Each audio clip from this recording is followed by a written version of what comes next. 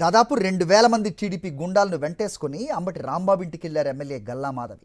దగ్గరుండి మరీ దాడి చేయాలని రెచ్చగొట్టారు. అంబటిని విడిచిపెట్టేది లేదని, ఎవరడ్డొచ్చినా ఊరుకోబోమంటూ హెచ్చరించారు. అంబటి ఇంటిపై దాడి చేస్తుంటే పైశాచిక ఆనందం పొందారు. అక్కడితో ఆగలేదు.